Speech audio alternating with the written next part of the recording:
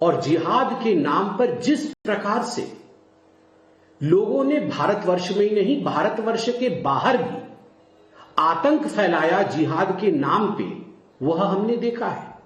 तो स्वाभाविक रूप से यह कहना कि भारत में जिहाद होगा एक बहुत ही इर्रेस्पॉन्सिबल, गैर जिम्मेदारी से भरा हुआ एक वचन है।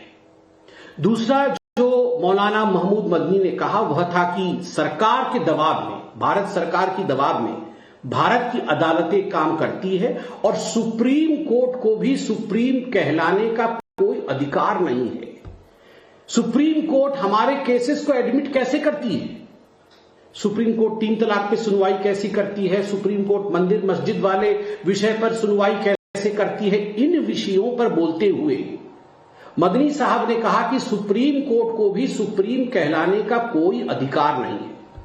मैं तो सुप्रीम कोर्ट से गुजारिश करूंगा, मैं भी एक साधारण नागरिक हूं, आप भी नागरिक हैं, कि यदि सुप्रीम कोर्ट के ऊपर कोई साधारण नागरिक भी इस प्रकार की टिप्पणी करता है तो supreme court suo motu cognizance ले सकता है। सुप्रीम कोर्ट खुद इसकी सुनवाई कर सकता है, क्योंकि आगे चलकर अगर इतने बड़े नेता, एक कौम के इतने बड़े नेता इस प्रकार की बात कह के लोगों को बरगलाने की कोशिश करें, सुप्रीम कोर्ट के विरोध लोगों को भड़काए, तो स्वाभाविक रूप से it demeans the stature of supreme court.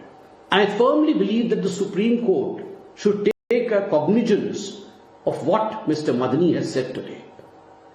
इस देश में सुप्रीम कोर्ट हर उस केस की सुनवाई करती है जो जनता जनार्दन सुप्रीम कोर्ट के देवड़ी पर लेकर जाती है। इसमें कौन सा हिंदू का केस है, कौन से मुसलमान के केस है, इसके तरजीह पर सुप्रीम कोर्ट कभी भेदभाव नहीं करती है। तीसरा विषय, बड़े दुख के साथ मुझे कहना पड़ रहा है कि मौलाना मदनी जी ने भोपाल के अपने उस भाषण में यह भी कहा कि जो मुर्दा कौमें हैं वो झुक जाती है, वो सरेंडर कर देती है, और जो जिंदा कौम है वो आवाज उठाती है, वो आंदोलन करती है। और उदाहरण दिया वंदे मातरम का, कि लोग वंदे मातरम बुलवाना चाहते हैं और मुर्दा कौमें झुक जाती है और जिंदा कौमें झुकती नहीं है। मैं मदनी साहब को याद दिलाना चाहूंगा और कहना चाहूंगा कि मदनी साहब, वंदे मातरम किसी धर्म का नहीं है। वंदे मातरम इस मिट्टी का सुगंध है, हिंदुस्तान का सुगंध है वंदे मातरम। हिंदुस्तान की वह बोली है, मां भारती की वह बोली है वंदे मातरम, जिस बोली को अपनाते हुए न जाने कितने असंख्य लोगों ने अपना बलिदान दिया ताकि आज हम स्वाधीनता के सांस को, स्वाधीनता के वातावरण में हम सांस ले सके, ताकि हम स्वतंत्र हो सके। और यह जो साल चल रहा है, यह वंदे मातरम का 150वां वर्षगांठ साल चल रहा है। अर्थात वंदे मातरम को बंकिम चंद्र चट्टोपाध्याय जी द्वारा लिखे हुए 150 वर्ष 1875 में लिखा गया था, उसे लयबद्ध 1876 में रविंद्रनाथ टैगोर जी ने किया था। 1950 में उसे नेशनल सॉन्ग के रूप में स्वीकार किया गया था।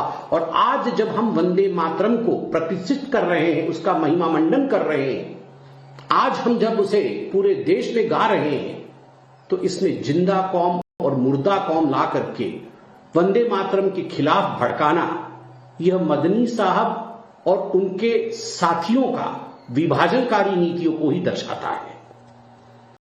मुझे तो बड़ा आश्चर्य लगा है कि मदनी साहब ने आज यह भी कहा है कि मुसलमानों के लिए जिहाद बहुत पवित्र है और जब भी उनको लगता है कहीं जुल्म हो रहा है तो वो जिहाद करना चाहिए।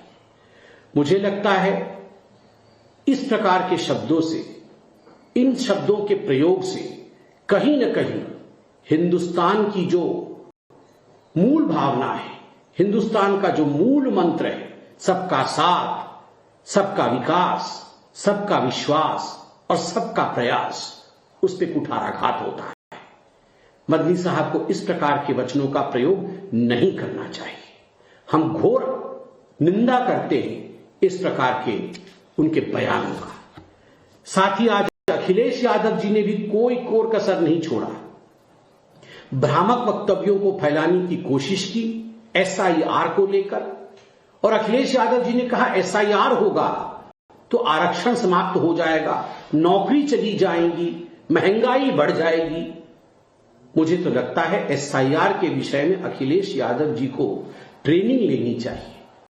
एसआईआर क्या है, एसआईआर किस प्रकार होता है और एसआईआर क्यों होता है, स्पेशल रिवीजन क्या होता है, समरी रिवीजन क्या होती है, इन सब विषय में पहले अखिलेश यादव जी को राजनीति से पहले उस पर शिक्षा प्राप्त करनी चाहिए। कैसी नौकरी चली जाएगी, एसआईआर होने से किसी की नौकरी कैसे चली जाएगी, एसआईआर से आरक्षण छिन जाएगा, किस विषय। तो बीजेपी ने महमूद मदनी के बयान को शर्मनाक बताया है, लेकिन मदनी ने कहा क्या था वो भी आपको सुनवा देते हैं। मुश्किलात जिंदगी की अलामत है। मुर्दा कौमें मुश्किलात में मुब्तला नहीं होती, वो तो सरेंडर कर देती हैं। वो कहेंगे वंदे मातरम पढ़ो तो पढ़ना शुरू कर देंगे। तो ये पहचान होगी मुर्दा कौम होने की। और अगर जिंदा कौम है तो फिर हौसला बुलंद करना पड़ेगा, हालात का मुकाबला करना पड़ेगा। मुर्दा कौमें मुश्किलात में मुब्तला नहीं होती, लेकिन याद रखिए जिंदा कौमें ही आजमाई जाती हैं। मर्दान। तो आपने सुना भड़काऊ बयान महमूद मदनी की तरफ से दिया गया था कि जिंदा कौम शांत नहीं रहती, जिंदा कौम विरोध करती है। इस तरह भड़काने की कोशिश उनकी तरफ से इन बातों को कहकर की गई है, जिसको लेकर अब बीजेपी हमलावर है। और बीजेपी ने साफ साफ कहा है कि जो बात महमूद मदनी की तरफ से कही गई है वो पूरी तरह शर्मनाक है, और सुप्रीम कोर्ट पर भी सवाल उठाए हैं उन्होंने। पर जब प्रमाण स्पष्ट हो जाएंगे वापस हमें लेकर आएंगे, लेकिन अब तक राहुल जी ने जो डेटा इसका हम नाम बना दिया है, लव जिहाद, लैंड जिहाद, तालीम जिहाद, थूक जिहाद वगैरह जैसे जुमले इस्तेमाल करके मुसलमानों की सख्त दिल आजारी और उनके मजहब की तौहीन की जा रही है। अफसोस का मकाम है कि हुकूमत और मीडिया में जिम्मेदार अफराद भी इस तरह के अल्फाज इस्तेमाल करने में कोई शर्म महसूस नहीं करते और न एक कम्युनिटी की दिल आजारी की परवाह करते हैं। परवाह क्या करेंगे, ये तो उस कम्युनिटी की दुश्मनी में करते हैं। यह तो पुराने दौर से चला आ रहा है कि कहीं भी दहशतगर्दाना अमल पेश आ जाए तो उसको जिहाद का नाम देकर इस्लाम और मुसलमानों पे ताने, तोहमतें और नाहक इल्जाम आयद किए जाते हैं। यह वाज़ेह होना चाहिए कि इस्लाम में जिहाद एक मुक़द्दस दीनी फरीज़ा है। जिहाद कुरान में कई मानों के लिए इस्तेमाल हुआ है, लेकिन जिस माने के लिए भी इस्तेमाल हुआ है फर्द से लेकर समाज और इंसानियत की भलाई, उनकी सरबुलंदी और उनकी इज्जत व वक़ार के क़याम के लिए हुआ है। जहाँ जंग व क़िताल के माने में इस्तेमाल हुआ है वो भी जुल्म फसाद के खात्मे और इंसानियत की बका के लिए है। इसलिए जब जब जुल्म होगा तब तब जिहाद होगा। मैं इसको दोबारा कहता हूँ, जब जब जुल्म होगा तब तब जिहाद होगा। खुदा की जो खिदमत यहाँ रहकर अंजाम दे सकता हूँ वो मदीना मुनव्वरा में नहीं हो सकती। इसी किश्त खून के दौरान बस्ती हजरत निजामुद्दीन औलिया में। तो सुना आपने, मदनी ने सुप्रीम कोर्ट पर तो सवाल उठाए, साथ ही ये भी कहा कि कुछ भी होता है तो उसे जिहाद और इस्लाम के साथ जोड़ दिया जाता है। अब ये जुल्म हम बर्दाश्त नहीं करेंगे, अब और जुल्म होगा तो जिहाद करेंगे। और ये भी कहा कि मुर्दा कौम नहीं है, हम जिंदा कौम है और इसीलिए अब जिंदा नजर आना जरूरी है। सरकार के दबाव में अदालतें काम कर रही हैं, ये भी कहा। अदालतों पर भी, न्याय प्रणाली पर भी, साथ ही सुप्रीम कोर्ट पर भी सवाल खड़े किए। हुकूमतों के दबाव में काम कर रहे हैं।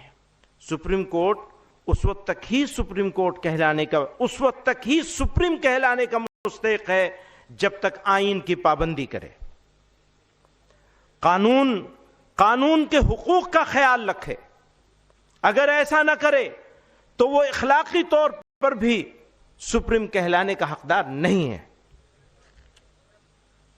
थोड़ी तकलीफ, अब जब अदालतों के बारे में बात कर रहे हैं तो मुझे कहना जरूरी है, थोड़ी तकलीफ रसन फिर थोड़ी सी तकलीफ दार। हमें तैयार होना पड़ेगा। थोड़ी तकलीफ रसन फिर थोड़ी सी तकलीफ दार, इसके बाद दोस्तों आराम ही आराम है।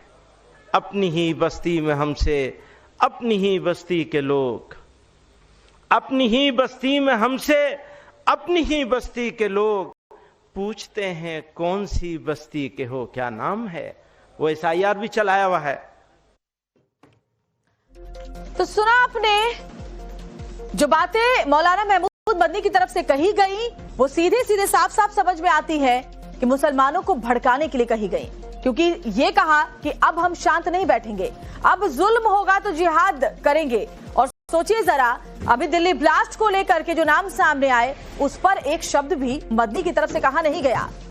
जो व्हाइट कॉलर टेरर मॉड्यूल डॉक्टरों का आतंक नजर आया, उसको लेकर एक भी शब्द मदनी ने नहीं कहा, लेकिन ये जरूर कहा कि जिहाद को जिस तरह से इस्तेमाल किया जा रहा है, जिहाद एक बहुत ही पाक शब्द है इस्लाम में, और इसीलिए जानबूझकर सरकार के दबाव में अब अदालतें भी काम कर रही हैं।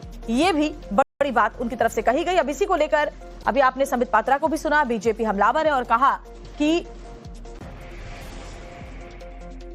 उन्होंने कहा कि जानबूझकर मुसलमानों को भड़काने का काम मदनी कर रहे हैं। ये बयान भड़काऊ है और इस पर खुद संज्ञान लेना पड़ेगा।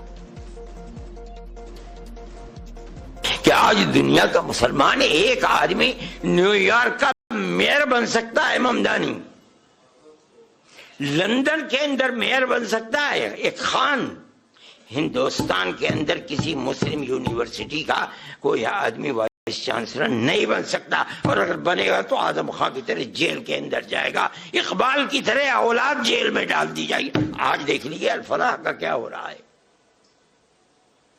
जेल में पड़ा हुआ है, और कितने साल जेल के अंदर गुजरते हैं नहीं जानता कोई आदमी। और चलिए खबरों में आगे बढ़ते हुए आपको दिखाते हैं 100 बड़ी खबरें रफ्तार के।